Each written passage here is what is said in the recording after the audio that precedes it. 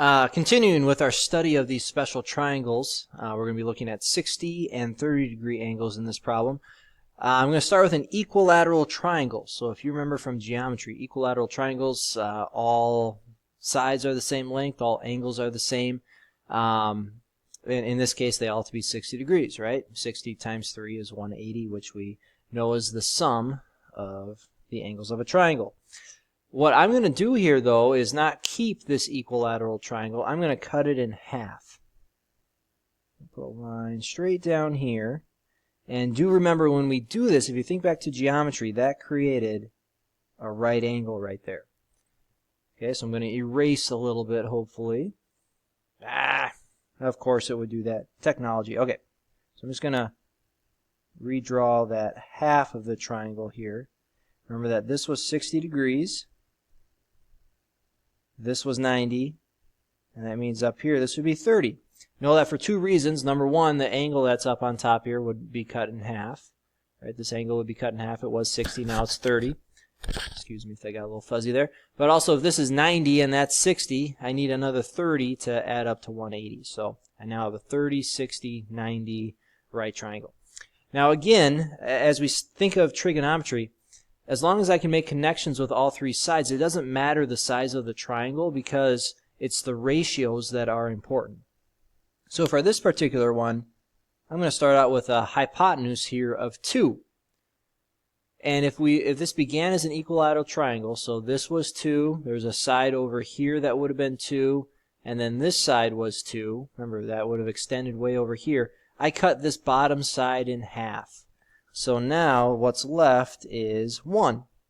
And I need to figure out what the height of this particular triangle is. So again, we go back to our trusty Pythagorean theorem. In this case, I know what the hypotenuse is. I'm trying to, let's say that we call the height x for a second. So we have x squared plus 1 squared equals 2 squared. So that means x squared plus 1 equals 4. Or x squared would equal, if I subtract 1 from both sides, x squared equals 3, which means x equals the square root of 3. Okay, so go through all that, bring this back up here a second. This side has to be square root of 3. Again, it doesn't matter what side I picked initially as the hypotenuse. If this was 6, this would have been 3, and then this would have been the corresponding whatever it connects it to square root of 3 in this particular triangle. The ratios stay the same. So I can now use this triangle to figure out sine, cosine, and tangent. Okay, so let's start with the 60-degree ideas here. Okay, what would sine of 60 degrees be? So we're going to stand right here. Sine of 60 is opposite of this angle, so square root of 3 over the hypotenuse, which was 2. Square root of 3 over 2. Cosine of 60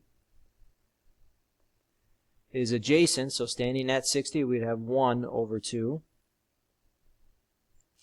And tangent of 60,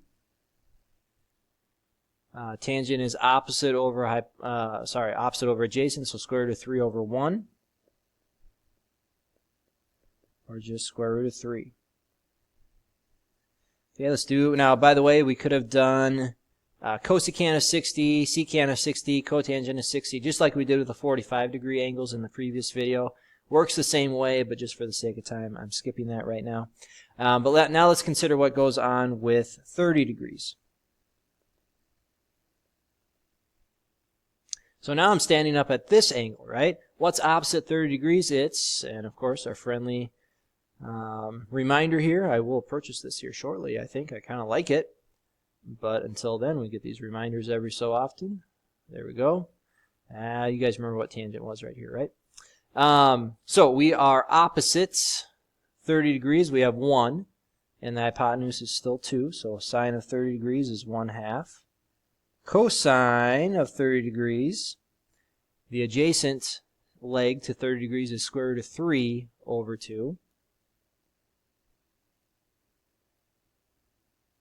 I think that's kind of interesting. You see that these things have flip-flopped, right? Flip-flopped right there. Cosine of 60 is the same thing as sine of 30. Sine of 60 is the same as cosine of 30. Remember that 30 and 60 degrees are complements to each other. They both together they add up to 90. You will see that over and over again. If we were looking at 20 versus 70 or 10 versus 80, that relationship does stay true, and that's a property that we use down the road. Our last thing we need to find here is tangent of 30 degrees.